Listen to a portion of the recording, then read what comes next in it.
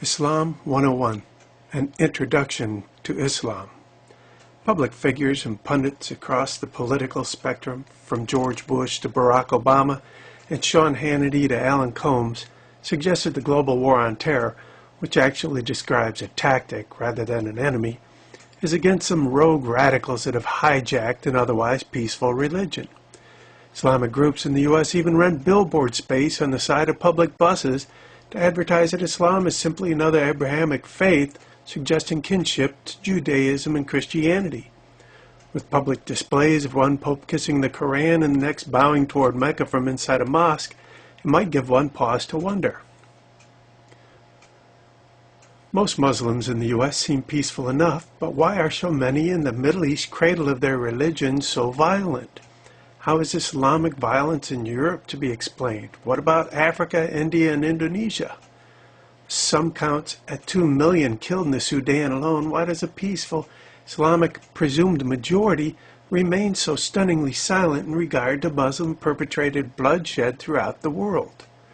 Where is the public condemnation of the violence, particularly from their imams and other leaders? Some Muslims suggest that they follow the law because they don't eat pork and skip lunch for a month, but they don't follow the 613 Mosaic laws, let alone that Muslims are almost universally born Gentile, not Jew.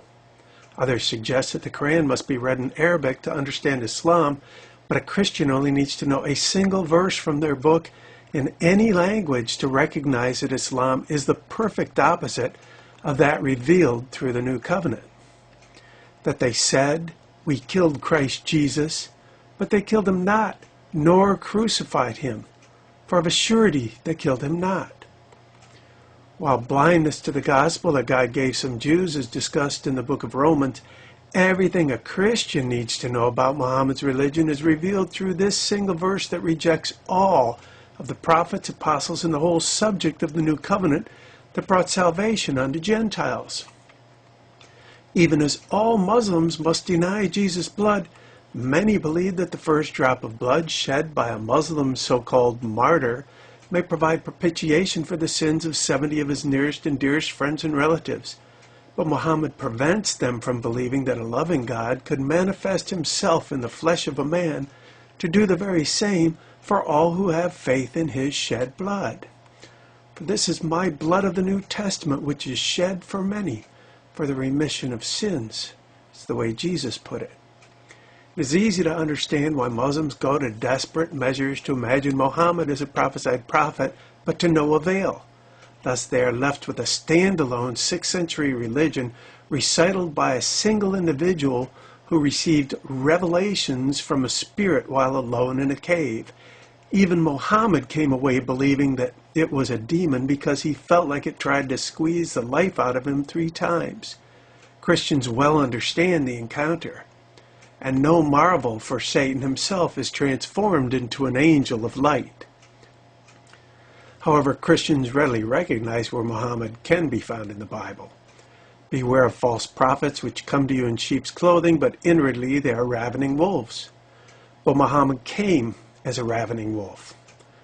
One of the most blessed verses in all of Christianity is, "For God so loved the world that he gave his only begotten Son, that whosoever believeth in him should not perish but have everlasting life." No surprise then that Muhammad's answer is, "They say Allah most gracious has begotten a son. Indeed ye have put forth a thing most monstrous." Muhammad's Allah even curses. Jews call Uzair son of Allah. Christians call Christ the son of Allah. Allah's curse be on them, how they are deluded away from the truth. If Allah were the same as the Christians and Jews' God Yahweh, he would seem both schizophrenic and bipolar. Islam is so perfectly opposite to Christianity, it should give even a devout atheist pause to wonder. Western Muslim apologists for Islamic violence either know very little about their own religion or engage in Islamic subterfuge known as taqiyya, or lying in the way of Allah. They should know that if they lived in the cradle of their religion and protested Islam's 1400-year lust or conquest of the kingdoms of the world, they could be killed as apostate. practicing taqiyya, some partially quote a verse near the beginning of the Quran, "Let there be no compulsion in religion." But that verse is abrogated by many other verses later on that suggest violence against non-Muslims, such as, "I will instill terror into the hearts of the unbelievers, smite ye above their necks, and smite all their fingertips off them." We find this verse manifest, for example, in Indonesia, where 3 teenage girls were beheaded on their way to their Christian school, and one of their heads left on the steps of a church. The note left behind reads, "We will murder 100 more Christian teenagers, and their heads will be presented as presents." Regarding no compulsion in religion, we find a practical example of what happens once Islam is in control. Residents of a southern Somalia town who do not pray 5 times a day will be beheaded, an Islamic courts official said Wednesday, adding the edict will be implemented in 3 days.